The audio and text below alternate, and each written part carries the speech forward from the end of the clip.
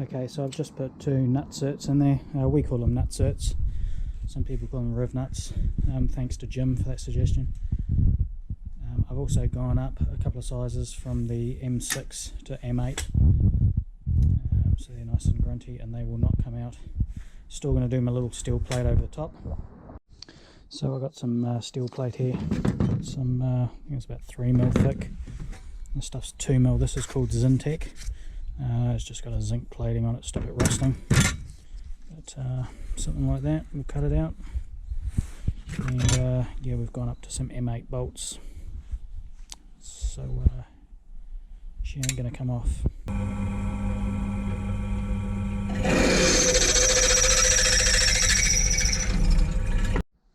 Okay, as you can see, I've made this plate. This is 3.5mm Zinc plate. I'm still going to scuff it up and paint it black. I've just got to file this hole out a wee bit. It's just a little bit skew with. But yeah, I think that's going to be a lot better. Certainly a lot stronger. So yeah, all good.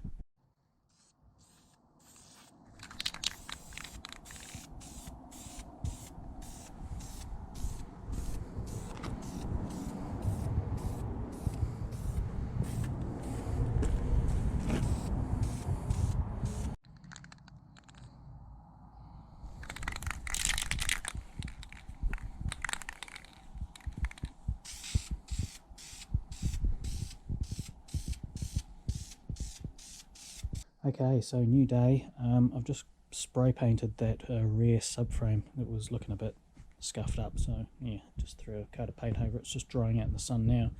I'm just going to take these clip-ons off. I've just whipped these buttons here off. I'll do the same on the other side, and then we'll throw those other bars on.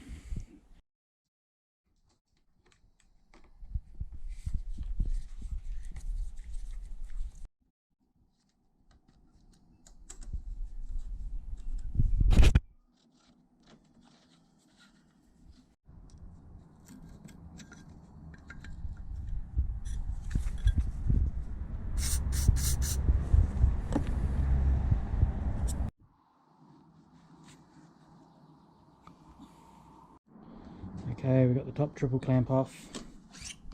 Just set this one on here now. Something like that. And we'll whip that other one off and get it all back on again. While I've got this triple clamp off, there's a few little scratches on here. Not by me, but while I've got it off, I think I'll just run it over the buffing machine and just give it a wee polish up. Yeah, let's do it.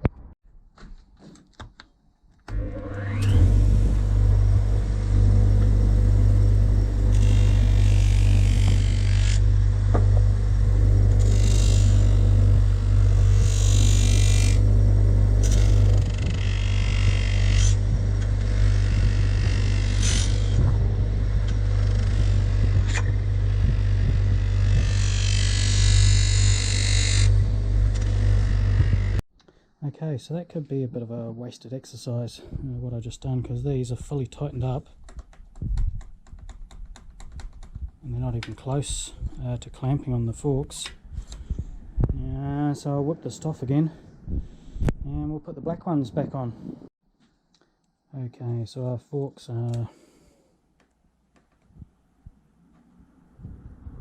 50mm, 49.93. That there says 50mm.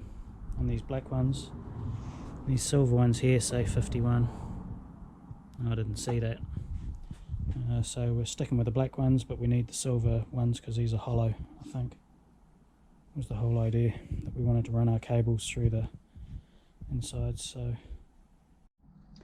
okay, so finally we have this rear subframe fixed in place. These bolts have still got to be replaced, they're not long enough. We'll just put some washers there to stop chipping of the paint, but they're the wrong washers. It's all I had. But we've got some big M8s going through here with a steel plate on top. So even if those rev nuts were to pull out, this bracket here, which is bolted down through the shock, which is right down through the frame, that ain't going to come off. This thing's solid as a rock.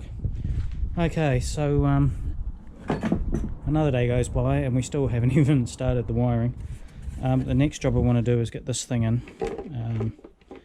Now this thing's going to take some playing with as well, because the bottom of it hits the frame here, so it can only go forward to a certain point, which is about there somewhere. So I can pick up a couple of screws, I can drill and tap those into the front, but as you can see the back here, I'm going to have to do something, because you can't have that flopping around in the breeze. Your battery's just going to fall out, something's going to happen. So yeah, that's the next job, so let's rip into it. Okay, so just drilled a couple of holes. I'm going to tap those out to M5. My tap. Cool, let's do it.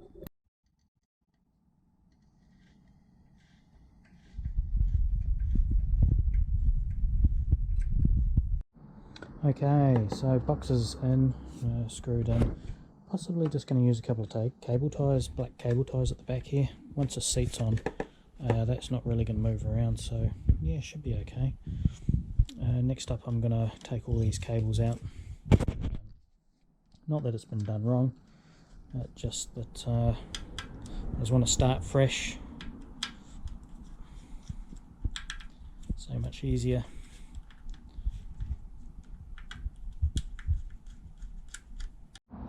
Okay, I'm now going to wire this tail light assembly up. As you can see, we've got all these cables. I think what I'm going to do is I'm going to solder them all together and bring them up in one small sleeving back to the M unit. Ideally it would be nice to have a plug, but we're so limited to space.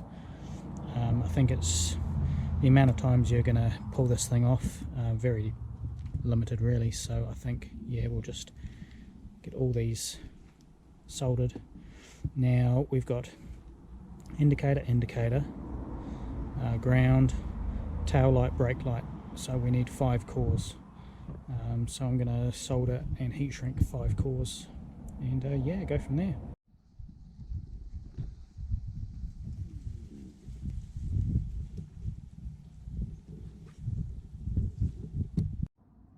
Okay, so I've got this tough plastic sheathing here, and then I've got this heat shrink, which is going to shrink down over these threads.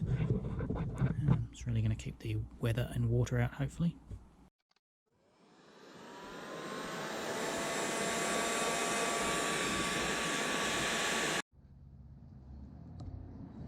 I've got a cable tie around here for now to hold everything in place.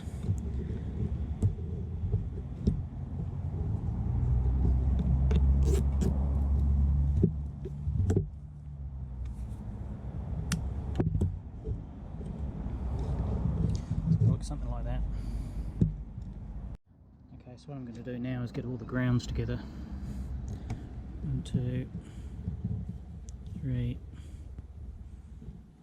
4. I'm going to cut those and then solder them onto one ground all the way back to the frame or to the battery negative. So I'm going to use these black cores here. I like to use black cables where I can. So when you do wrap them with tape, they're a bit more hidden if you miss a bit. Now these are numbered, these cores are numbered, so I know what each one's going to do.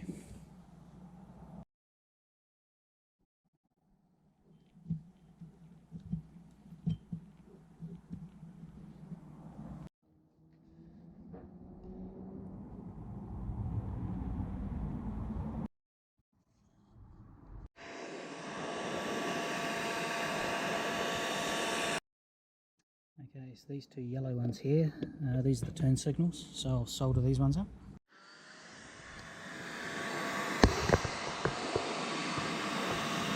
Okay, so I have everything soldered up. I've got a wee battery here, just want to make sure everything works before we button this job up. Okay, so let's try our first cable, see what happens. We've got an indicator.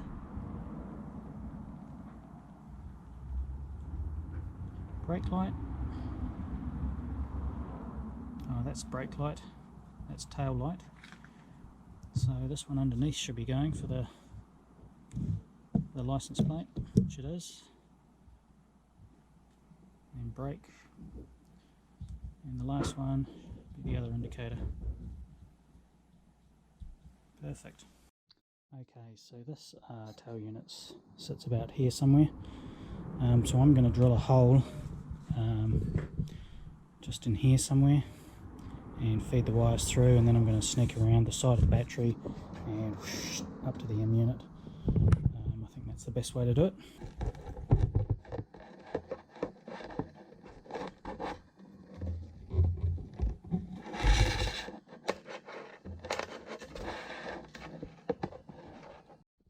Okay, so I might as well connect these into the M unit. We've got turn right, turn left, lights, brake, so they're the only ones we need, and a ground. So I'll get these connected and I'll get back to you. Okay, so one thing we're going to have to do, which is in the Motogadget manual, is have a fuse protecting the M unit itself. Now I use these ones here. These are rated up to 30 amps. Now you look at the size of this cable here and you go, holy crap, Mike, what's going on? That can't be right. So this one here is a bit of an overkill to feed the M unit. This cable here will do fine because our starter motor is using this starter motor solenoid. It's not actually being switched from the M unit itself, and that's what draws most of the current. Everything else is LED tail lights, LED headlights. Everything is generally quite low draw of current, so we're going to use this one. Now whether I stick it down here in the battery box or whether I stick it up here, unsure yet. That is something I have to sort out, but that's going to be my next job. Okay, let's do it.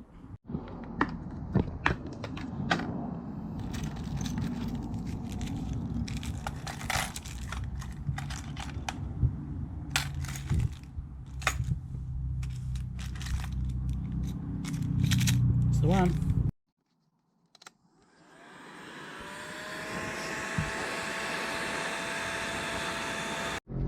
Okay, so I've got these bar end indicators, and we've got a yellow and a black, which is, let me chuck these on the battery.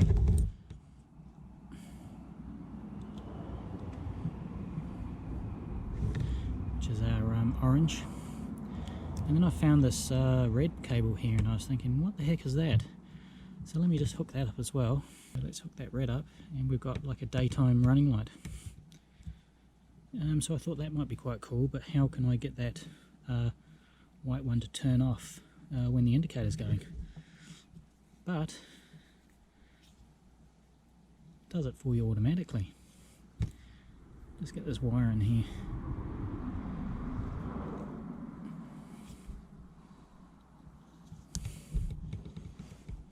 So we've got our daytime running going, and we'll put our indicator on. I think that's pretty cool. So I'm going to wire up all three of these. I'm going to solder, heat shrink, and extend them long enough to get back to the M unit. So yeah, pretty cool. Okay, so I've got my inline fuse. I've left plenty of length of cable just in case I have to move it around a little bit. But yeah, she's all good. So anyway, I'm going to leave this video here. She's starting to get a wee bit too long. So thanks for watching. Hope you enjoyed the video. Keep tuned because we'll be on to getting the speedo wired up next, I reckon, and then the hand controls. Okay, out of here.